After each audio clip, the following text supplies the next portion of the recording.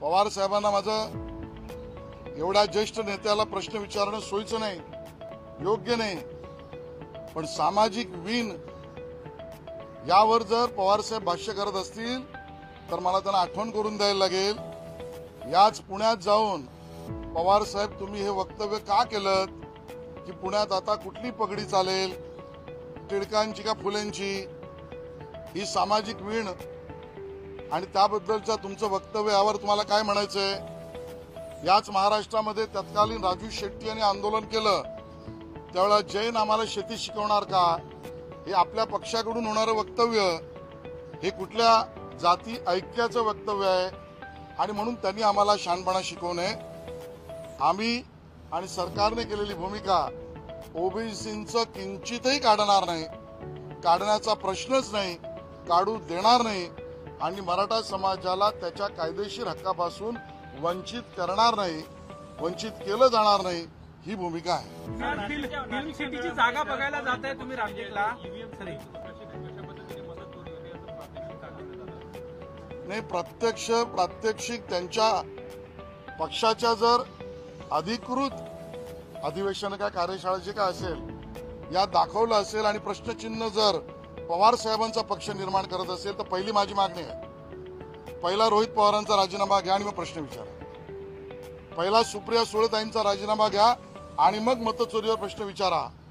याच व्यवस्थेतून, याच निवडणूक आयोगाच्या व्यवस्थेतून रोहित पवार विजय मिळवणार, सुप्रियाताईंचा विजय चांगला झाला म्हणणार आणि बाकीचे जिंकले तर प्रश्न निर्माण करणार आणि म्हणून यांची भूमिका म्हणजे आपला तो बाबा आणि दुसराचा तो कार्टा अशी आहे आणि त्यामुळे पहिलं राजीनामा द्या रोहित पवार आणि सुप्रियाताई आणि मग मतचोरीवर प्रश्न निर्माण करा, हा आमचा त्यांना सल्ला आहे।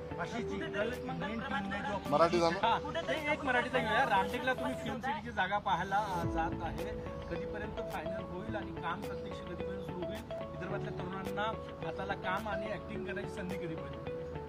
महाराष्ट्र सरकारचे धोरणच आहे की जास्तीत जास्त चित्र निर्मिती, चित्रपट निर्मिती आणि त्यासाठीचं असलेलं शूटिंग आणि सर्व तंत्रज्ञानिक यंत्रणा या महाराष्ट्रातच जास्तीत जास्त निर्माण कराव्यात आणि देशभरातून आणि जगभरातून या व्यवसायाचं आकर्षण केंद्र महाराष्ट्र बनावं आणि म्हणून माननीय मुख्यमंत्री देवेंद्रजींनी जो एक दिशादर्शक रोडमॅप बनवला ज्यामध्ये आमचे सन्माननीय मंत्री आशिष जयस्वाल यांनी प्रचंड परिश्रम केले, त्यामध्ये मुंबईतल्या फिल्म नगरीप्रमाणेच किंवा त्याबरोबरीनेच एक रामटेकला अद्यावत अशी फिल्म सिटी, फिल्म नगरी ही व्हावी।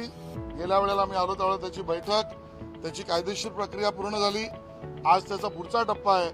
नवीन वर्षामध्ये या ठिकाणी नवीन फिल्म सिटीचं रामटेकला काम होईल। विदर्भातील नागरिक, विदर्भातील कलाकार, विदर्भातील तंत्रज्ञ यांच्या रोजगाराचं केंद्र हे त्या ठिकाणी होईल, या पद्धतीची घोषणा आज मी या ठिकाणी करतोय।